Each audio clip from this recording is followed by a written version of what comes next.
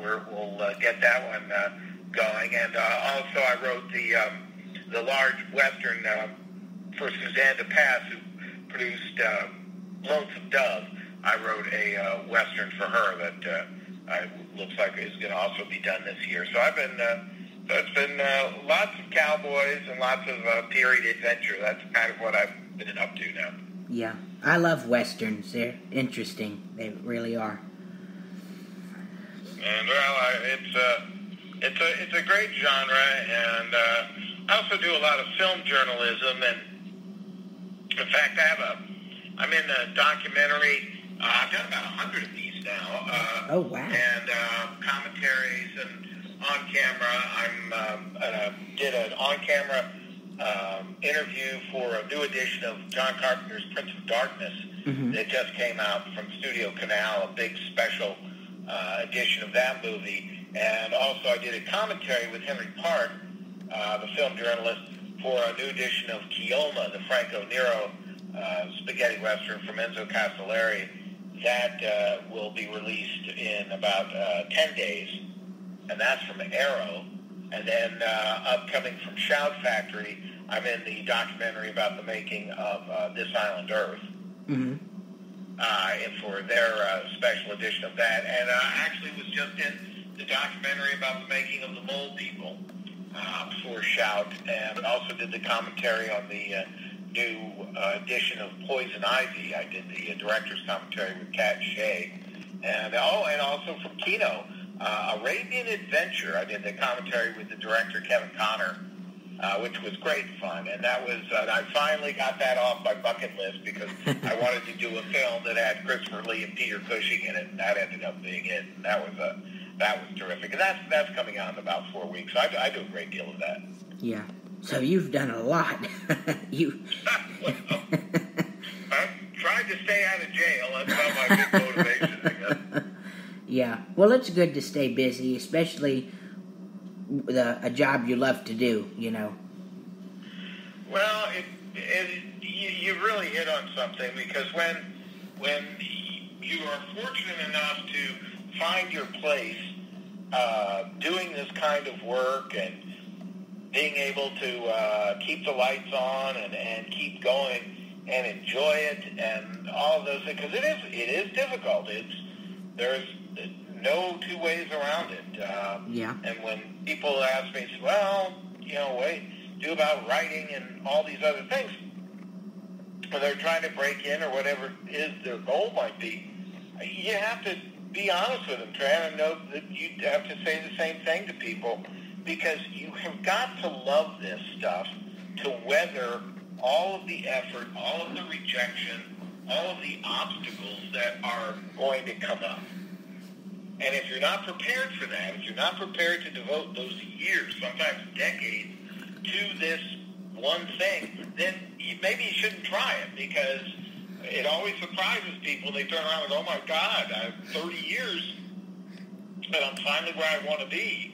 And it kind of happens without you knowing about it. It just, you just rack up your experiences and your credits and what have you. But it's a long climb, and I think the only thing that really keeps you going is your own personal passion for movies or film or books or the process, whatever it might be, and the support of your friends. Yeah. Yeah, you have to be prepared to get into this business. It's a tough business. Yeah, that's why they call it business. But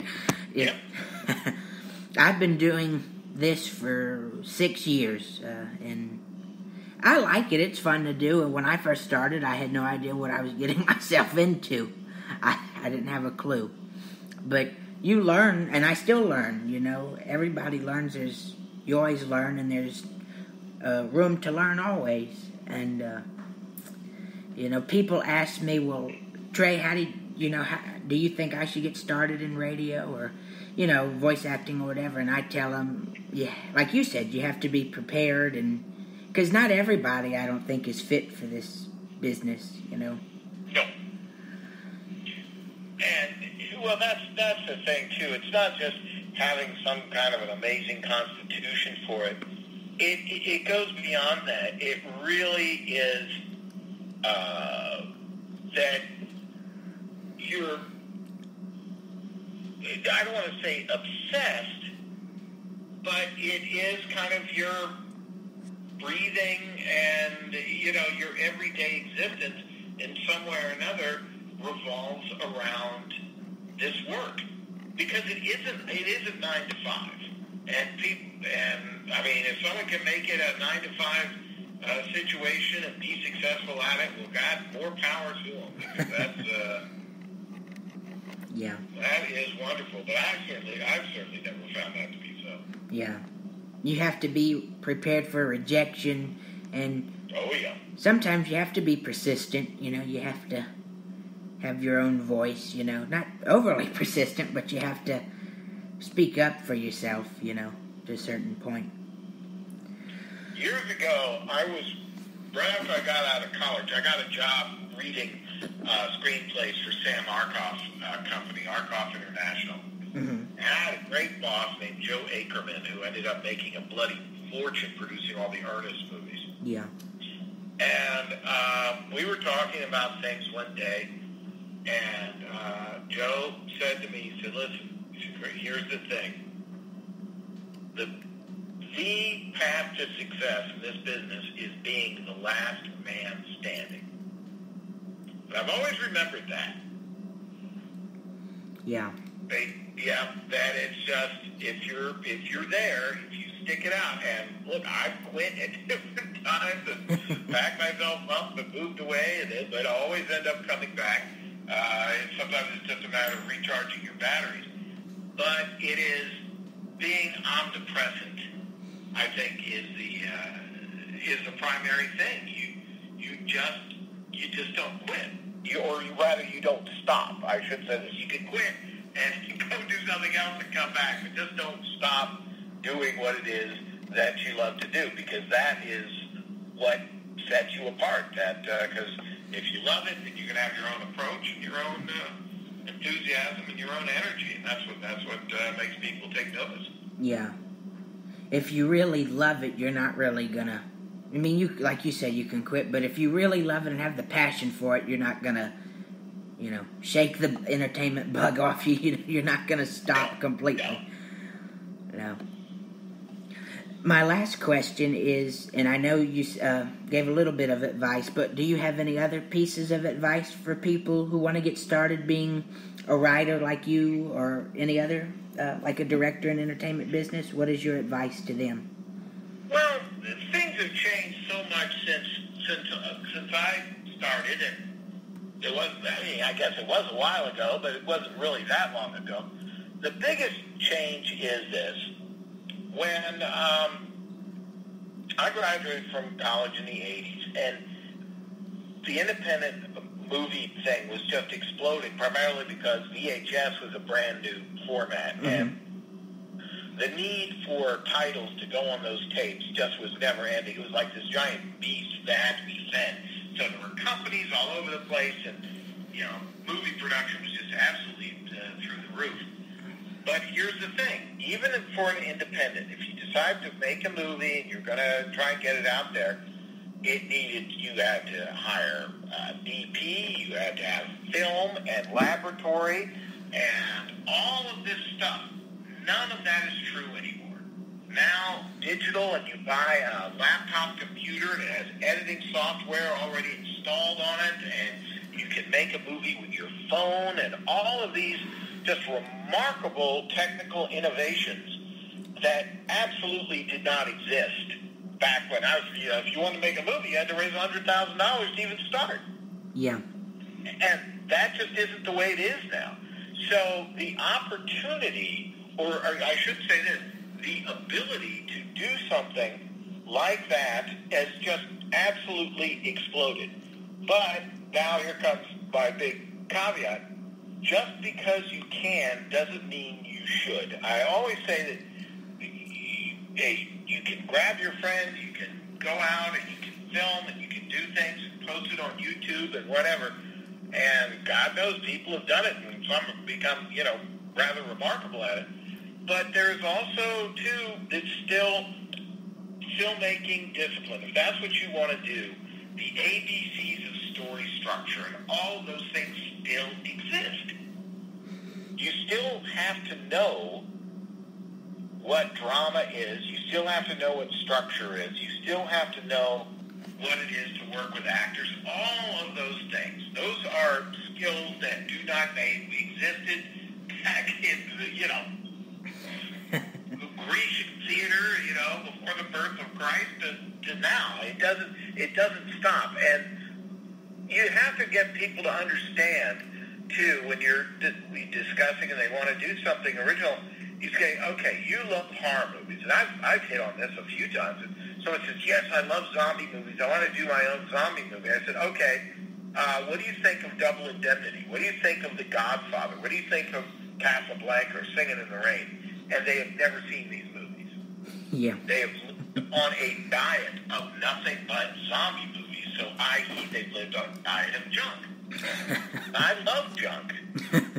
But you have got to, it's that same thing. You've got to understand the real traditions and the disciplines of what makes great movies and great literature and great plays great. And then take that knowledge and apply it to your own thing, whether it's a zombie movie or a romance. It doesn't matter, but you have to understand all of that stuff and that craft, and then use those rules and apply them in any way that you can. And that sometimes gets people upset. It's like folks who want to go ahead and self-publish a book, but they don't want it to be edited. Yeah. You go, no. You have to hire an editor to really go through it with you so that you end up with your best possible book. And that's why I say, horror movie enthusiasts who only have lived on a diet of horror, they're cheating themselves, not only out of exposing themselves to other great work, but they're also cheating themselves because they're never going to get the benefit of the understanding of what makes good cinema. Yeah. Yeah, you can't just limit yourself to just one genre. You kind of have to watch it all. You have to know what you're getting into. Exactly right. Yeah.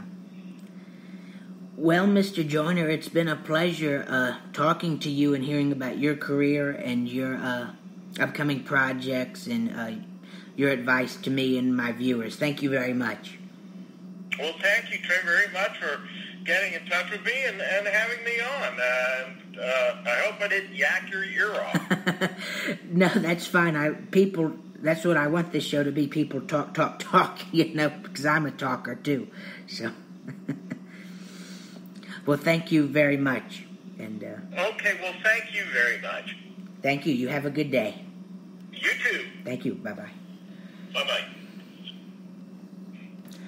And that was screenwriter and director and actor, Mr. C. Courtney Joyner. Thank you very much for listening. Join us Monday when I interview radio producer and actress, Miss Pepper J., and singer, musician, and actor and author, Mr. John Michael Ferrari. And join us again Monday, but later in the evening, when I interview Mr. Dan Leonard, voice actor. Join us Tuesday when I interview comedy writer Miss Ann Beats. And join us Thursday when I interview actor and voice actor and radio producer Mr. Joe Bev. Quite a week full. Thank you very much for listening today. I hope I gave you some happiness in your day and entertainment and comedy. Thank you very much for listening, and God bless you all.